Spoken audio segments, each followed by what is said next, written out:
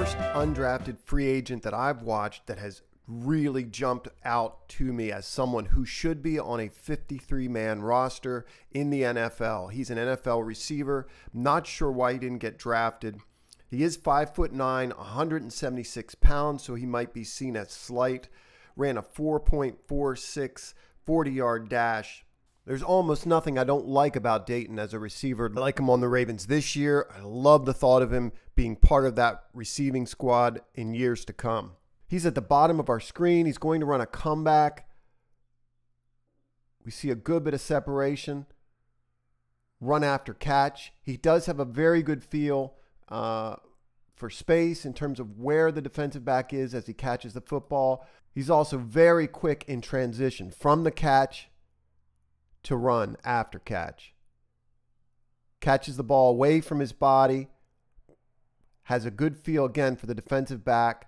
Drops his hips, beats him, picks up extra yards after the catch. He's at the top of our screen. He shows the ability to consistently threaten deep against off coverage. Little bit of a double move here. Drops his weight, comes back to the football. Strong hands. Grabs it away from his frame. Really good balance. Again, I like how he protects the ball from the DB and comes back to it here.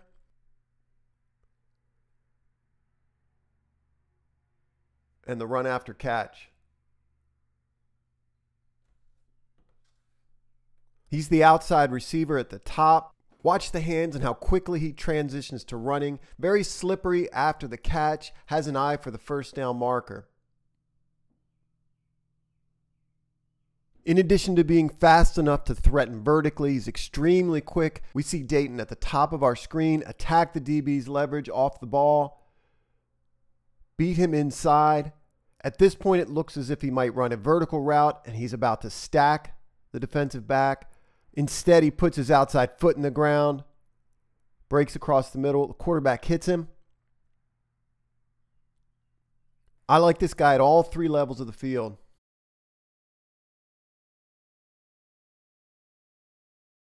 Something that sets him apart from a lot of college receivers is not only his ability to get behind a defensive back, but once he does, to stack and cut off the corner. Again, a nice clean release off the line of scrimmage. Kind of bends into this route and gets on top of the defensive back here. Does not get the football, but you can see he is a threat to get deep.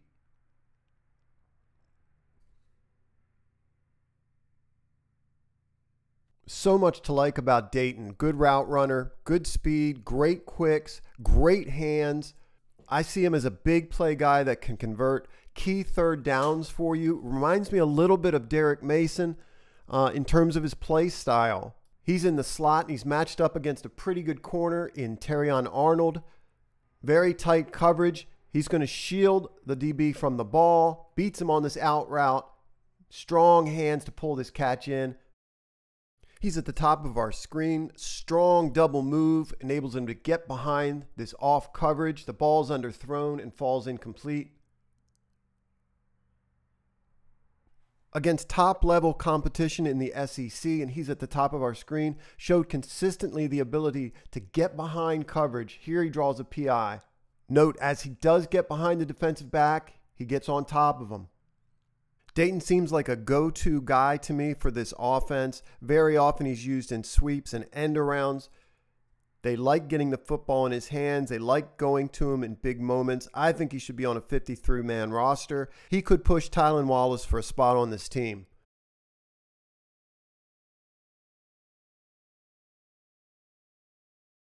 One of the players I'm watching tonight is the defensive tackle out of the University of Maryland, Tre Colbert. Tre was picked up by the Ravens as an undrafted free agent. He was a D2 transfer out of Angelo State to the University of Maryland in 2023. I've had a hard time pinning down exact measurements, particularly his weight. I've seen him anywhere from 307 to 346. He is either 6'2" or 6'3". We'll begin with Tre at 2I, beats the double team coming over from the left tackle, replaces the heels of the guard, changing the line of scrimmage, finding the ball carrier, watch him lock out, shed, find the ball carrier, and make the tackle.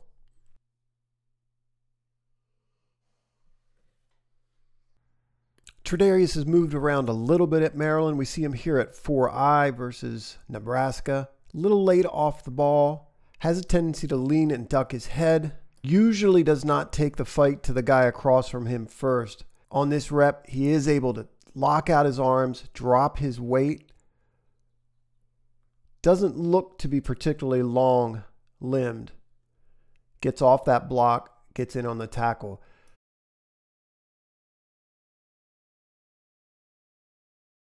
In the 4 games I've watched from Tredarius, he's predominantly a nose or an interior D-line. When I say he's late to the fight, what I mean is the guy across from him is first to shoot hands, first to reach him.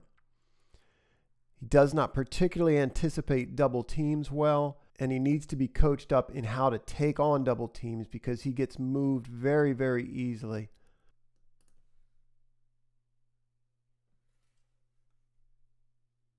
It's understandable that he might be underdeveloped or a bit raw in his technique, but given his size and his lack of athleticism, he has to show in his technique that he's better against the run. Comes off the ball high, plays with his helmet and his shoulders instead of his hands, doesn't anticipate the double team, gets moved easily off the ball. He does play with good effort.